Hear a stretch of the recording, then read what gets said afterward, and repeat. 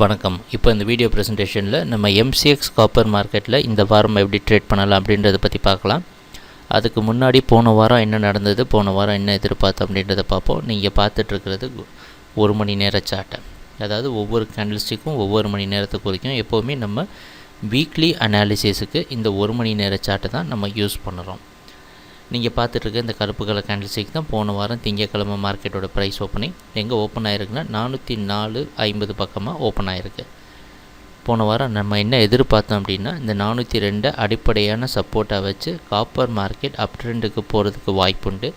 ஆனால் அது மட்டும் இல்லாமல் இந்த 406 அப்படின்றது மிக முக்கியமான ஜோன், இது மிக முக்கியமான ரெசிஸ்டன்ஸும் கூட.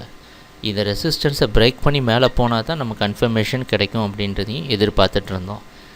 சரி, அந்த அடிப்படையில் ப்ரைஸ் ஓப்பன் ஆனதுக்கப்புறம் பார்த்திங்கன்னா ஒரு மிகப்பெரிய கன்சால்டேஷன் நடந்து கடைசியாக இறுதியாக 406க்கு பிரேக் பண்ணி மேலே போயிருக்கு. ஆனால் போன உடனேயே அதுக்கு மேலே நிற்க முடியாமல் மறுபடியும் ப்ரைஸ் க்ளோசிங் இந்த 406க்கு கீழே வந்து க்ளோஸ் ஆனது.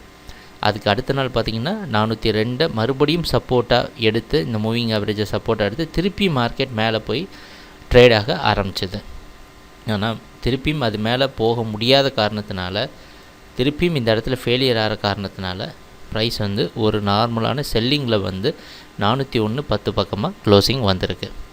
நம்மளை பொறுத்த வரைக்கும் என்னென்னா காப்பர் எவ்வளவு பெரிய சரிவில் இருக்குது அப்படின்றது நமக்கு நல்லா தெரியும். நம்ம என்ன போன வாரம் எதிர்பார்த்தோன்னா இந்த ரிவர்சல் ட்ரெண்டு ரிவர்ஸ் ஆகிற இடத்த பிக் பண்ணுறதுக்கு எதிர்பார்த்தோம். அதுக்கு அடிப்படையான ஜோன் 402 இருக்கும்னு நினச்சோம். ஓரளவு சக்ஸஸ்ஃபுல்லாக மேலே போயிடுச்சு. ஆனால் கடைசியாக அதால் இந்த 406 அப்படின்ற மிக முக்கியமான இடத்த தக்க வைக்க முடியல.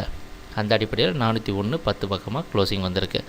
இன்றைக்கி மற்றும் இந்த வாரம் என்ன செய்யலாம் அப்படின்னா, இன்றைக்கி மார்க்கெட்டோட ப்ரைஸ் ஓப்பனிங் 400 பக்கமாக ஓப்பன் ஆகிறதுக்கு வாய்ப்பு இருக்கிற மாதிரி வெளிநாட்டில் இருக்க காமெக்ஸ் மார்க்கெட்டை பார்க்குறப்ப தெரியுது.